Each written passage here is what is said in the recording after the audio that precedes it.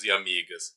Hoje nós vamos conversar sobre essa obra que eu tenho em mãos, Amaldiçoado, de Joy Hill, publicação da editora Arqueiro. Para quem não sabe, Joy Hill é filho do grande mestre, do rei Stephen King. Portanto, geralmente quem sabe disso acaba tendo grandes expectativas em relação à obra. E eu faço parte desse grupo que teve grandes expectativas em relação a esse livro. Mas será que as minhas expectativas foram satisfeitas?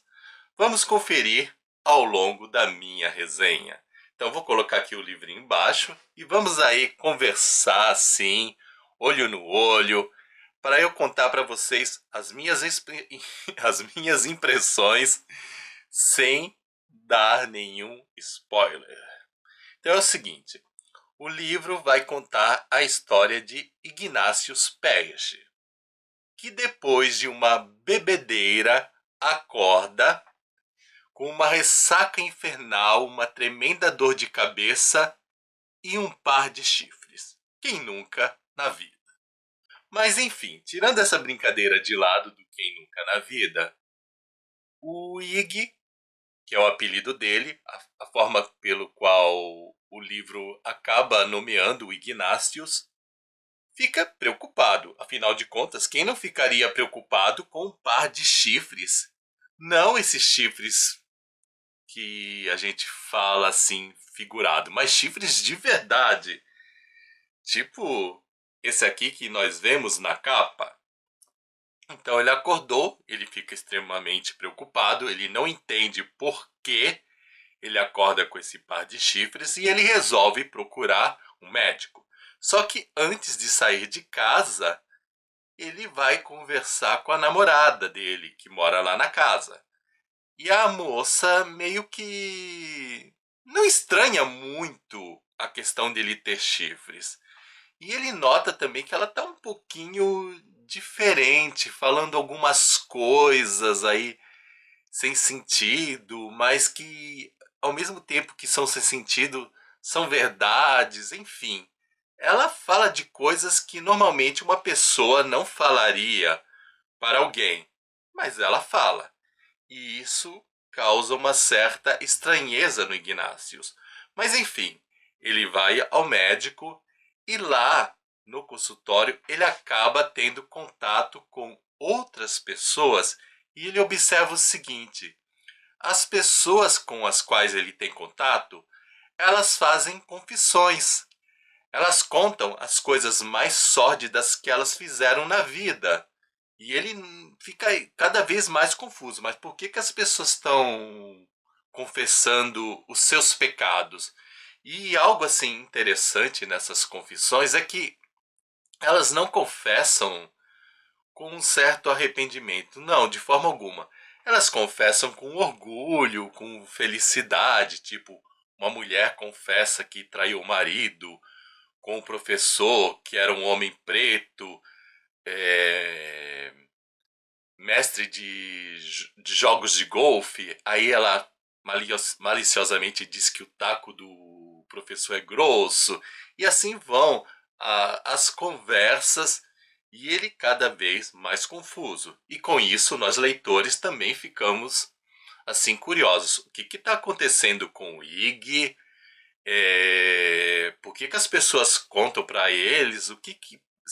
É claro que a gente imagina que sejam chifres que estejam causando isso, mas por que esses chifres causam essa necessidade de confissão? E o livro vai nos prendendo. O livro nos prende pela curiosidade e nos prende pelas cenas engraçadas. Então tem aí um misto. Ele vai entrando em contato com pessoas no consultório, ele entra em contato com o médico, ele entra depois que ele sai de lá, o problema dos chifres não é resolvido esse problema. Aí ele entra em contato com a família e com o passar da história nós vamos descobrindo pelo menos uma resposta assim um pouquinho satisfatória para essa questão aí dos chifres.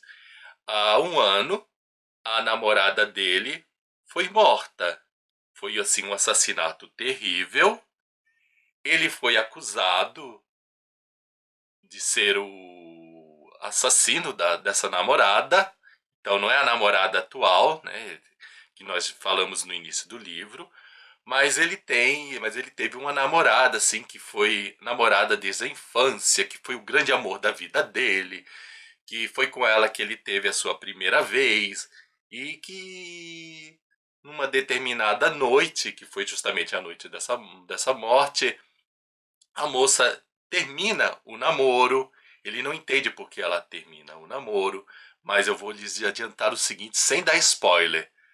O livro explica o motivo pelo qual ela terminou esse namoro, e assim é surpreendente. Então vale a pena continuar por conta da curiosidade. Aí ele continua nesse embate e assim nós ficamos assim na expectativa de saber por que ela morreu e quem que matou essa garota. Porque o livro já deixa evidente que não foi ele. E ele foi também assim, isento de culpa.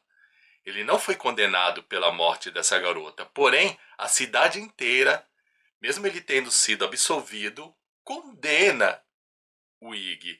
E nós vamos percebendo na conversa com as pessoas, já que elas falam tudo assim, sem medo, elas confessam, que muitas pessoas, assim, amigas do Ig, acreditam realmente que ele foi o assassino.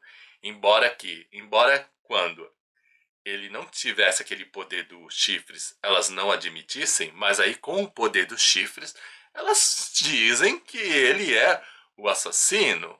Então ele fica assim naquela tensão de querer provar a sua inocência, e nós descobrimos que na noite anterior ao aparecimento dos chifres, ele foi visitar um local ali, o local onde ela foi assassinada, que estava como uma espécie de memorial. Havia fotos delas, velas, e havia uma imagem de uma santa, de Nossa Senhora.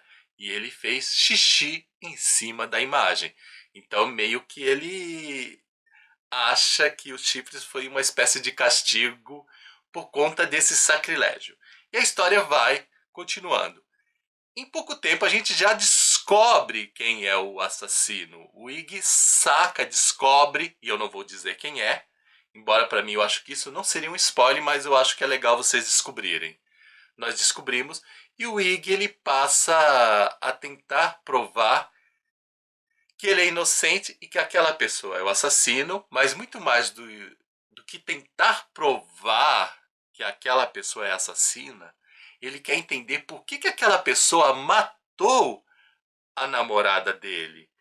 E nesse decorrer da história nós vamos tendo um conjunto de reflexões. Essas reflexões ficam em volta por que o ser humano é mau, por que o ser humano faz a maldade, e ele também é um livro que nos questiona a respeito das confissões. Geralmente a gente fala, pelo menos nós que somos cristãos, que é importante confessar os seus pecados.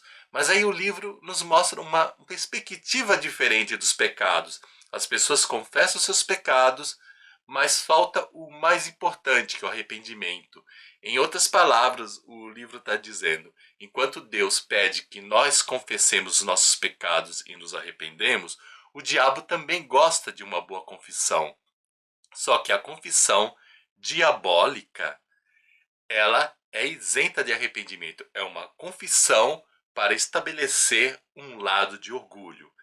E a história prossegue, e com todo esse prosseguimento, a trama vai nos questionando a respeito de quem é Deus, o papel de Deus, o papel do diabo e a maldade dos seres humanos. Não há muito mais o que falar do livro, porque embora o livro é um livro fino, mas se vocês observarem a fonte é pequena, então se fosse uma fonte de um bom tamanho, daria um livro assim, um calhamacinho, sabe? Eu acho que é o livro falso fino. Mas eu percebi que é muito material para poucas reflexões. Não me pareceu que foi uma obra escrita com a finalidade de entretenimento. Até digo para vocês, se vocês estão procurando um livro para se entreter, eu não recomendaria o livro Amaldiçoado de Joy Hill. Mas se você quer questionar a questão da fé, o papel de Deus, a presença do diabo, quem é essa figura do diabo, o que ele faz nas nossas vidas, etc., para mim é um livro excelente. Um problema assim que eu detectei no livro é que ele fica um pouquinho tedioso porque ele tem muitas idas e voltas no tempo.